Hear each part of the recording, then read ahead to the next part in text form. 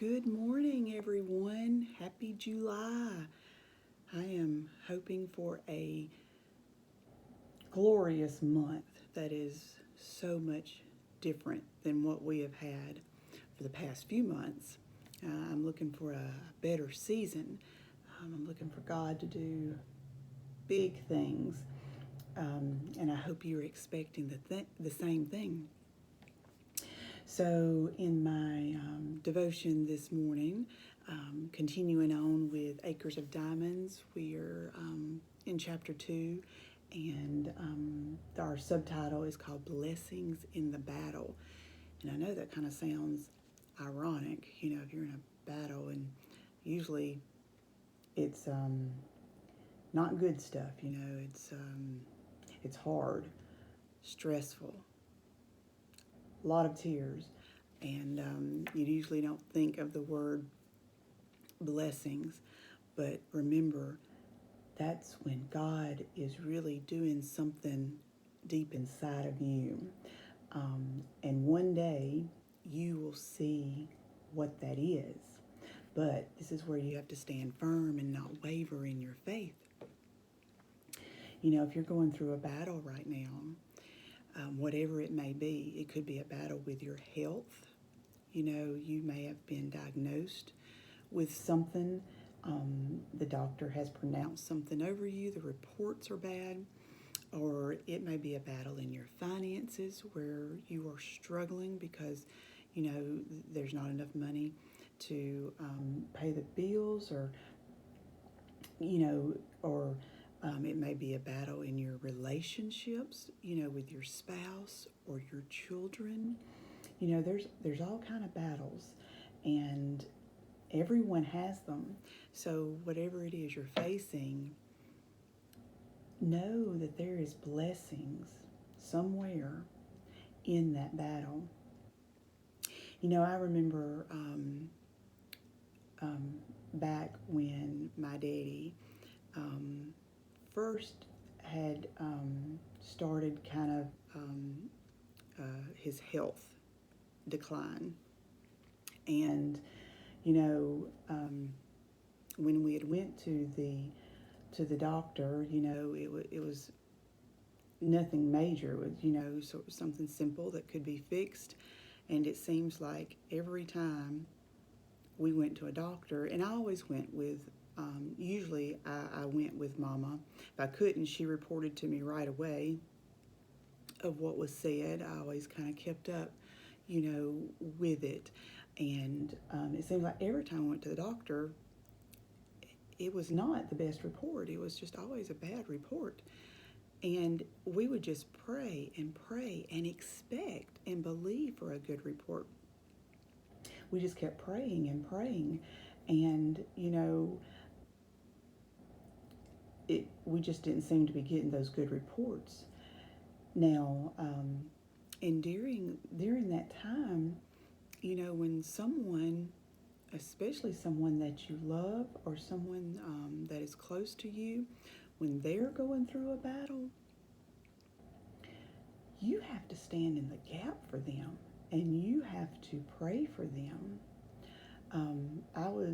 I was reading this morning in my devotion. I'm in Ezekiel, and in chapter 22, verse 30, God was telling him, he said, I looked for someone among them who would build up the wall and stand before me in the gap on behalf of the land, so I would not destroy it, and I found no one.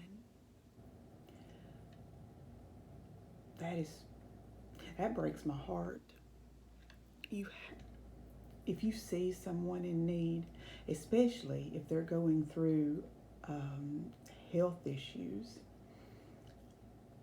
I can't imagine what my daddy thought when he was told what he was told, about he wouldn't live much longer. I can't imagine the thoughts. But I cried out to God. I stood in the gap for him because you don't know what that person, they may be so broken, may be so hurt that they can't do anything. They may be numb, they may be crying, they may just shut down.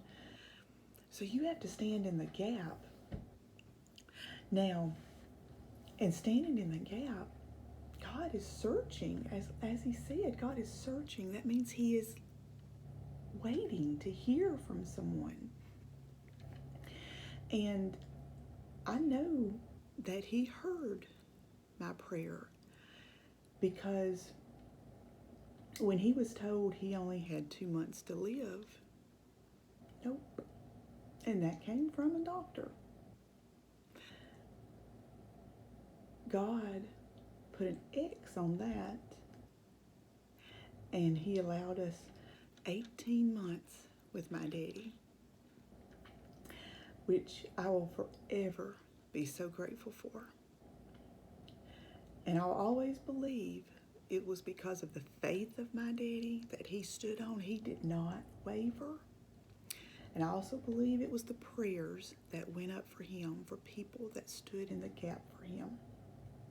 So it's really important. So back to the blessings in the battle.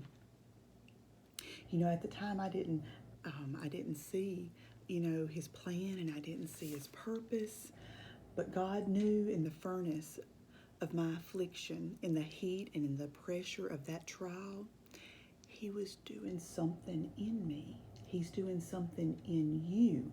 He is doing a greater work that is going to come to pass. Diamonds of Revelation was being born in my spirit, and it is being born in your spirit even now as you're going through this battle. And even as you're going through this battle, keep praying, keep crying out to God, keep doing all that you know to do, and then let God do the rest. I didn't realize at the time what was happening, but by, getting closer to God during that time,